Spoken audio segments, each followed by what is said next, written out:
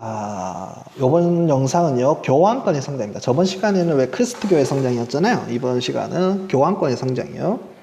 자, 교황권 성장을 보면요, 제일 먼저 로마 가톨릭 교회가 성장과 세속화인데요.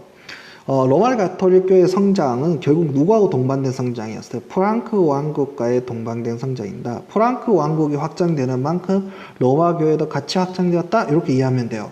이후에 이제 오토 1세가 그걸 이어받는 독일 지역 있죠. 독일 지역. 즉, 신성 로마 제국. 신성 로마 제국에 의해서 또 가톨릭이 굉장히 많이 어떻게 돼요? 성장해 나가게 됩니다. 같이 동반 성장했다고 생각하면 돼요. 그러면서 이제 봉토와 기증받은 토지 등을 기반으로 해서 세력이 점점 커져요. 그리고 뭐 실제로 황제들이 땅을 주기도 하고 이렇게 됩니다. 그러면서 이 사람들도 대토지를 소유하게 돼요. 그러니까 주교라든지 신부님들이 대토지를 하고요. 그리고 이 당시에 성직 매매가 됐어요. 야, 너 내 거 사라. 이게 됐어요. 그 다음에 결혼도 했습니다. 그러니까 이 당시에 교회가 얼마나 타락했냐면, 교회 앞을 지나가다 보면 굉장한 음나는 소리들이 많이 들린다 할 정도로 굉장히 교회가 타락했던 시기예요. 거기에다가 교회의 성직자들 결혼까지 하고, 결혼하게 되면 무슨 문제가 터져요? 교회의 재산이 더 늘리고 싶죠. 그래서 그 교회를 어떻게 하고 싶어요? 아들한테 주고 싶죠. 이런 문제가 터지는 거예요. 물론 그렇게 하는 것들이 이제 또 해소가 되고 독신의 문제로 가면 또 무슨 문제가 터지냐면, 사실 성적인 문제가 터져요. 사실 독신이 좋냐 결혼이 좋냐는 성직자의 독신이 좋은가 결혼이 좋은가는 뭐 상대적인 거긴 하지만, 어쨌든 이 당시 결혼을 통해서 세속이 되다 보니까 성직자들이 재산 축적에 대한 욕심이 많아지게 되고요. 성직자들 봉신화, 이게 제일 중요한데요. 성직자들 봉신화 제일 중요한데, 이 봉신화가 뭐야? 주군이 있다라는 거죠. 그러니까 봉건 영주들에게 성직자들이 뭐 한다는 거예요? 봉신으로서 들어간다는 거예요. 그리고 충성서약을 하고 그 사람을 섬긴다는 거예요. 그러니까 교회가 임명을 하는 것이 아니라 국왕 및 봉건 영주들이 자기 지역의 주교를 임명하기 시작했다는 거예요.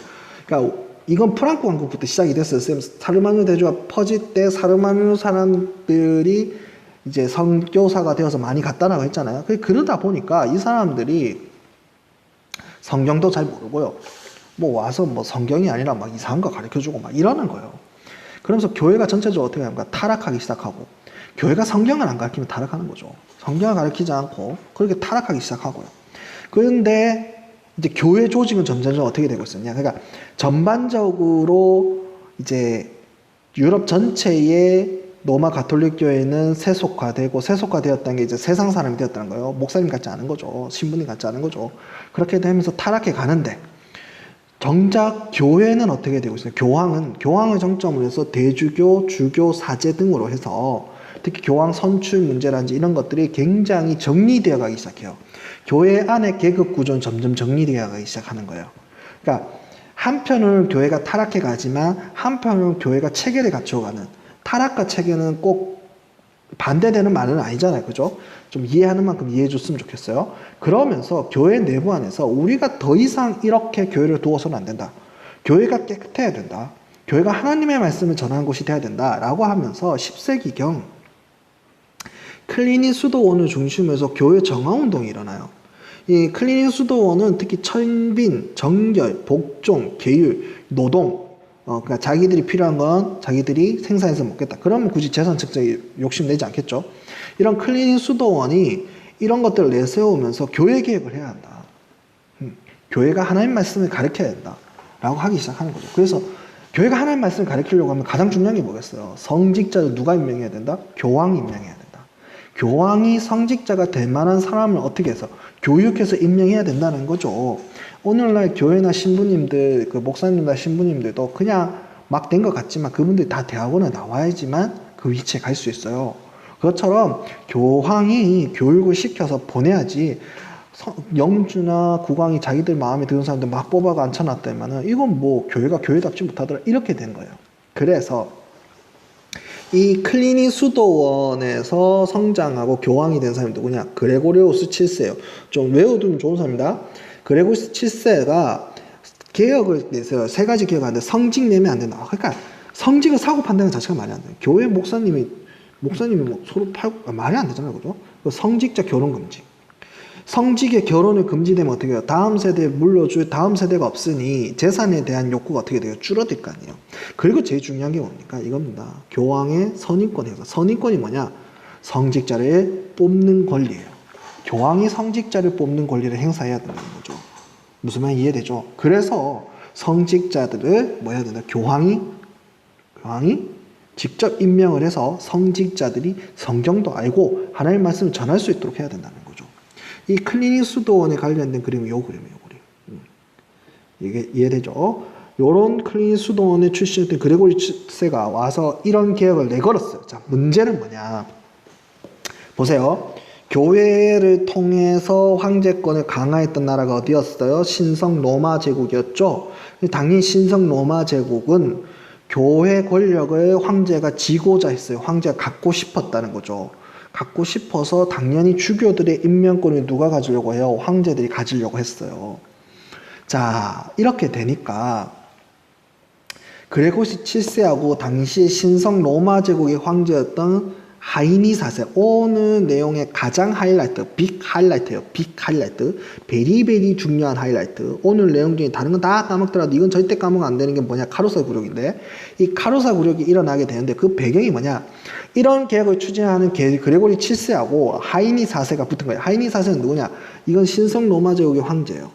신성 로마 제국 황제는 이때까지 자기가 행사해왔던 선임권을 내놓을 수 없는 거죠. 왜냐하면 이걸 통해서 내가 황제권을 강화해야 하는데 이걸 내놓는다는 말이 안 되는 거죠.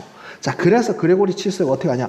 황제를 파문합니다. 너는 더 이상 교인이 아니야. 이렇게 되는 거예요. 자, 그럼 교인이 아니라는 건 뭐가 돼요? 이교도가 된다는 거 아니에요? 아, 중요한 건 이교도에게 뭐 할 필요가 없어요. 충성할 필요가 없죠. 하이니 4세가 처음에 이 얘기를 딱 듣고 콧방이 팍 꼈어요. 허씨.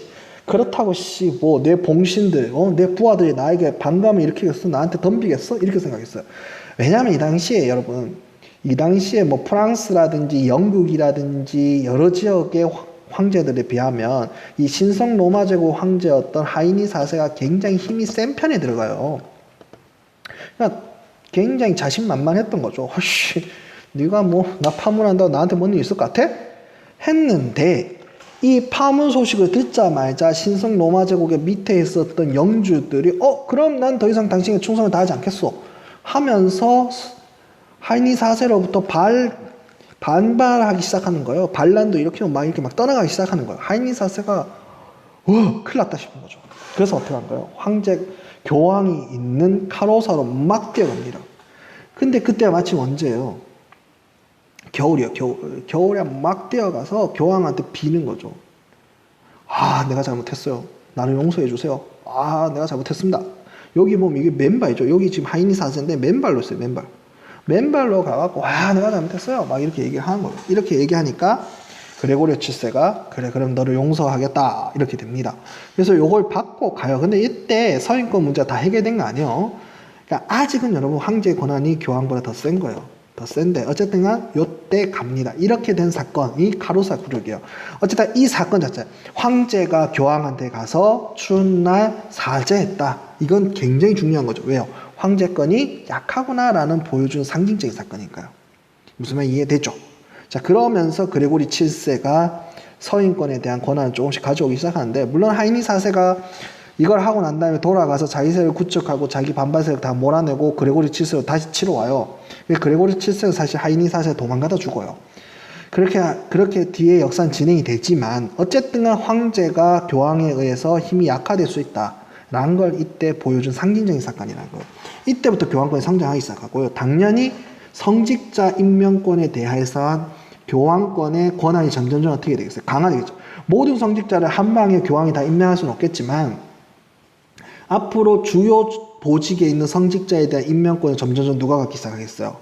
교황이 가지기 시작하겠죠. 그래서 카루사 굴욕은 이게 다른 의미에서 또 중요한 건 뭐냐? 그러면서 교황이 신앙심이 좋고 신앙적으로 잘 훈련된 성직자들을 뭐 하기 시작했어요? 지방으로 보내서 사제들로 삼기 시작하겠죠. 이때 유럽의 부흥이 일어나기 시작해요. 교회에서 흔히 쓰는 부흥이라는 게 일어나요. 그러니까 신앙심이 성장하기 시작해요. 무슨 말 이해됩니까? 신앙심이 성장하면 덩달아 또 뭐가 성장해요? 교황권도 성장하는 거죠. 그래서 카루사 굴욕은 중요한 거예요. 자, 카루사 굴욕은 다시 한번 정리합니다.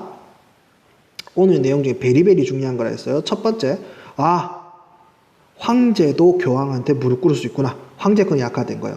두 번째, 이게 제일 중요하지만 두 번째 뭐도 있다. 부흥을 가지고 오더라. 이 이후로 교황이 성직자 서인권에 참여하기 시작하고 거기에 간섭하면서 교황이 잘 신앙적으로 훈련된 성직자들을 유럽 전역으로 보내면서 유럽 전역에서 신앙적으로 굉장히 어떻게 되더라? 성숙하기 시작하더라. 쌤 이걸 왜 얘기하냐? 여러분 곧 뭐가 터져요? 1177년이잖아요. 1177년. 1077년이죠. 1095년에 불과 20년 뒤죠. 뭐가 터질까요? 십자군 전쟁이 터져요. 그러니까 쌤이 이걸 설명한 이유는 이 부흥을 기반으로 해서 십자군이 일어날 수 있다는 거예요. 부흥을 기반으로 해서. 그런 신앙적 에너지를 기반으로 해서 어떻게 하는 거예요? 십자군. 쌤이 다다음 시간쯤에 가서 설명할 건데, 이 우르바누스 2세, 쌤이 옛날에 외웠던 그 명칭하고, 여러분 지금 교과서에 나와 있는 명칭이 좀 변동이 되어서, 쌤이 이렇게 명칭에 조금 혼란이 있어요. 그러니까 조금 감안해서 들어줘요. 우르바누스 2세가, 클레르몽 공의회에서 자, 갑시다! 막 이랬단 말이에요. 십자군 갑시다! 하니까, 그 밑에 있는 사람이, 가자! 하면서 막 신을 위하여! 하면서 감을 워낙 질러대서 우르바누스 2세가 더 이상 연설을 못했대요. 그러니까 그만큼 유럽의 그 당시에 신앙적으로 굉장히 고조돼 있었다라는 걸 보여주는 장면이기도 하거든요. 그런 장면들이 연출될 정도였다는 거죠. 그러니까 이 카로사 굴욕 이후에 그런 일들이 일어날 수 있는 기반이 형성되었다라는 거, 그 같이 이해되면 좋아요. 그래서 첫 번째는 카로사 굴욕은 황제권이 약화되고 교황권이 세지는 계기가 되었구나. 두 번째, 유럽의 각국의 기독교의 부흥 운동이 일어나기 시작했구나라는 걸 알 수 있어요. 자, 그래서 결국 십자군 운동도 진행이 되고 1차 십자군 전쟁은 쌤 나중에 설명해서 성공합니다. 그러면서 교황권이 점점점 성장을 하겠죠. 교황권이 점점점 성장을 하면서 보름스 협약이라는 게 체결돼요. 카로사 굴욕하고 보름스 협약은 연도를 좀 외워주시는 게 대단히 중요합니다. 보름스 협약을 체결하면서 성직자의 서인권을 교황이 차지한다. 황제 아닙니다. 정신 바짝 차리세요. 성직자의 서인권은 교황이 차지해요. 대신에 그 그러니까 임명받은 성직자가 황제한테 가서 충성 서약은 해야 돼요. 무슨 말 이해되죠? 다시 한번 설명할게요. 보름스 협약에 의해서 성직자 서인권을 교황이 차지합니다. 그래서 교황이 성직자를 임명을 해요. 대신에 그 임명된 성직자는 황제 앞에 가서 충성 서약을 해야 돼요. 그러니까 보름스 협약으로 서인권 투쟁은 누가 이긴 걸로 끝납니까? 교황이 이긴 걸로 끝납니다. 자, 그리고 교황권의 절정에 달했을 때 등장한 교황이 누구냐? 이노켄티우스 3세예요. 이노켄티우스 3세는 당시에 그러니까 그 앞에 이제 11세기 때 12세기 이노켄티우스 3세가 13세기 사람이거든요. 이 13세기 이노켄티우스 3세가 사람인데 11세기 12세기 때 굉장한 신앙적 부흥을 경험하잖아요. 그러면서 평신도들 사이에서 신앙 공동체들이 형성이 됐는데 문제는 그 공동체들 안에서 이제 교황과는 교리가 다른 이단들이 좀 등장하기 시작합니다. 그러니까 교황 입장에서 이단이죠. 그래서 등장하면서 그걸 좀 정리하기 위해서 이노켄티우스 3세 이단 심판관을 만드는데 이것이 공포인 거예요. 와서 너 이단이지 하는 순간 바로 화형 들어가는 거예요. 거기에 종교재판. 여러분 왜 영화나 이런 데 보면 종교재판 같은 거 나오잖아요. 탁 와갖고 너 이단이지 하는 순간 어떻게 합니까? 바로 화형식 처하는 거죠. 이런 식. 그리고 이달부터 사실은 유대인에 대한 어떤 탄압도 굉장히 많이 들어가고요. 이런 부분들이 있어요. 그래서 교황을 중심으로 한 유럽 사회를 형성하겠다라는 이노켄티우스 3세의 어떤 의지가 이런 형태로 표현이 됐고요. 그리고 4차 십자군 전쟁을 일으키기도 합니다, 이분이. 그래서 그 유명한 비잔티움, 그러니까 동로마의 수도였던 콘스탄티노플을 함락하기까지도 해요. 그 나중에 이제 쌤이 다음 시간에 비잔티움 하면서 설명할게요. 그리고 교황은 해, 황제는 달. 그러니까 전 유럽을 다스리는 건 교황 나고 황제는 너희들은 각 지역을 다스리는 정도야. 뭐 이런. 그러니까 진짜 유럽의 권력은 누가 쥐고 있어? 내가 쥐고 있어. 너는 그냥 내가 각 지역에 임명한 봉신 정도야. 이 정도로 황제권이, 교황권이 어떻게 된다는 거예요? 정점에 달했다는 거죠. 자, 이번 내용은 굉장히 중요하고요. 여기서 시험이 나올 확률도 상당히 많고요. 쌤도 당연히 시험이 낼 확률이 상당히 높고요. 그래서 이번 내용은 굉장히 중요하기 때문에 다시 한번 정리를 할게요. 다른 건 몰라도 두 개만 딱 보고 갑시다. 카로사구려. 여기서 어떻게 됩니까? 황제권은 어떻게 돼요? 약화되기 시작하고 교황권은 어떻게 됩니까? 올라가고 그 기반으로 해서 보로스 협약을 맺었고 그리고 가장 정점에서 나타났던 교황이 누구였다? 이노켄티우스 3세였다. 이렇게 정리를 하면 좋을 것 같아요. 자, 오늘 내용 특히 교황권 성장, 특히 요 2번 부분, 요 부분은 조금 이해될 때까지, 그리고 책의 부분도 좀 이해될 때까지 읽어서 여러분들도 반드시 만들어야 될 부분입니다. 알겠죠? 자, 오늘 여기까지 할게요.